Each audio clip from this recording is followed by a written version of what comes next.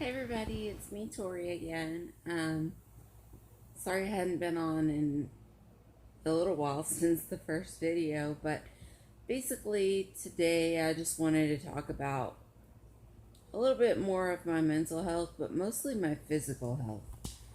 Um, I have fibromyalgia. I'm a type 1 diabetic. Um, and here for I guess a few years now, I've been dealing with chronic hypotension, which is low blood pressure. Um, I've actually been hospitalized several times for it. It's bottomed down to as low as 46 over 21, which is actually at that point they have the ability to call code blue on you. So yesterday, no, not yesterday, sorry, the day before yesterday, I actually got out of the house and went to go eat with a friend. And after eating, I all of a sudden started feeling really, really weak. Felt super lightheaded, like I was just gonna pass out. And so, where we were at, they just so happened to have a blood pressure monitor. And so I asked if we could borrow it, and they, of course, said yes. So we tried getting a blood pressure, and after about the seventh time of nothing, we finally picked up a blood pressure. And I can't remember exactly what it was. I just remember the top number was like 154, which for me is extremely abnormal. I don't think I've ever had a blood pressure that high in my entire life. So I said, that just doesn't sound right. Let's try it one more time. So literally seconds later, like 3 seconds, we checked it again, and it came back at, again, I can't remember the whole number. I just remember the top number was 94. So I was like, either something's really, really wrong or this machine is broken. So I decided at this point that I felt so ill that I was just going to have my friend take me to the local emergency room. So we went in and I asked them, I said I didn't really want to be treated because I know firsthand what they do when my blood pressure is low. And it's not really much. They usually start an IV, give fluids, and send me home. So I told her I didn't want to be treated, but that if they could please just check my blood pressure. And she said that yes, that they could do that, but that I needed to know that if it was extremely low, that they would either recommend or they would immediately begin treatment. And if I fainted, then they would have to treat me. So I said, okay, that's fine. So they ended up checking it, and it came back at 77 over 43, which is not, I mean, dangerously low, but it's still very, very low. A normal blood pressure should be at least 90s or above for the top number.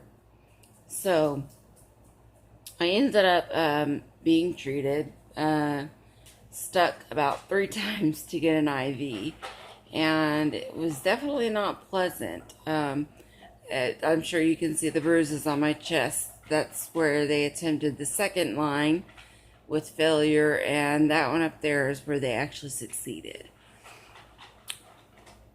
So they gave me a bag of fluids, and my blood work finally came back and said that my blood sugar was elevated. It was actually over 500, which is very, very dangerous. At that level, you could actually go into a coma. So, oh, pardon me. Excuse me. So, for most people that are familiar with diabetes, a normal diabetic can usually be anywhere from 90 to 150. I'm sorry, did I say normal diabetic? Normal person. A diabetic, they actually want you to be anywhere between 70 and 120. So, anyways, so they treated me with some insulin and they sent me home. Well, when I got home, I felt even worse. I felt extremely weak. I almost fell several times. I could barely stand up for more than 30 seconds or so without feeling like I was just going to pass out. I never did actually faint, but I felt very much like it. So, luckily my brother was here with me. He spent the night, and just kind of kept an eye on me. I finally had to take a Valium to finally fall asleep, and I guess get the rest that I needed. The next day I still felt pretty bad until about probably somewhere around 4 or 5 in the evening. That's when I started feeling a little more like myself. I could actually stand for more than 5 minutes without feeling like I was going to pass out. So, that definitely was a lot better than the way I had felt previously. So, basically, not sure what was going on other than low blood pressure. But still, after 2-3 years, I don't know what's causing it. I am going to follow up with my doctor and see if they can run some more tests. I've also been having some chronic neck pain for, I guess, about 7 months now.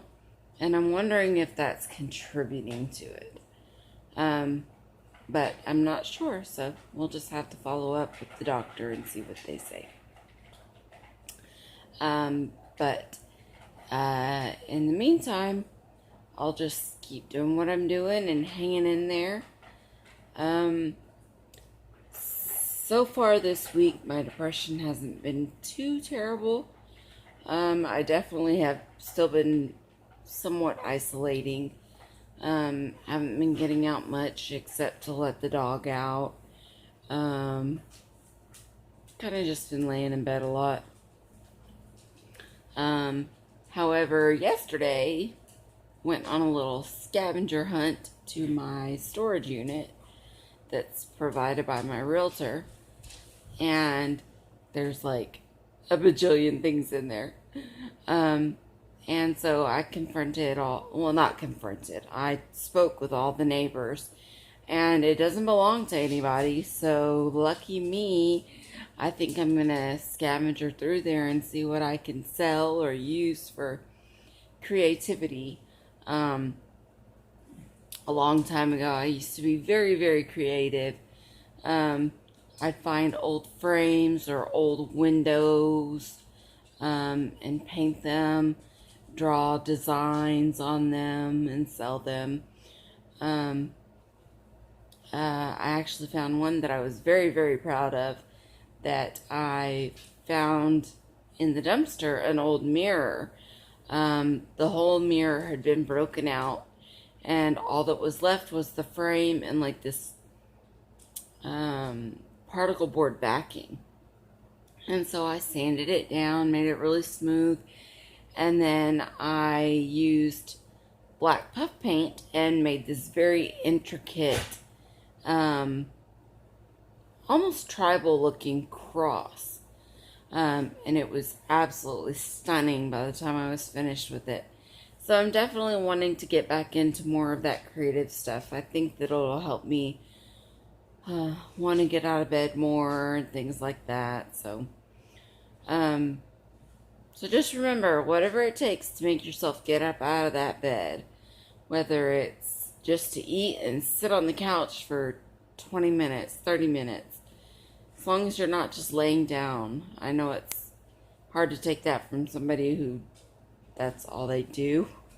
But like I said, this channel is to help reach out, to help me, to help others, and I hope that that's what we can do with this channel.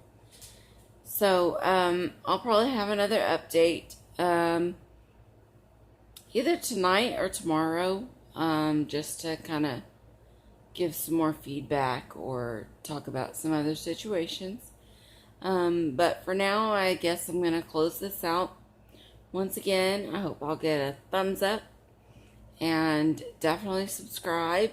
Let's try and get this channel going. And as I say all the time, much love.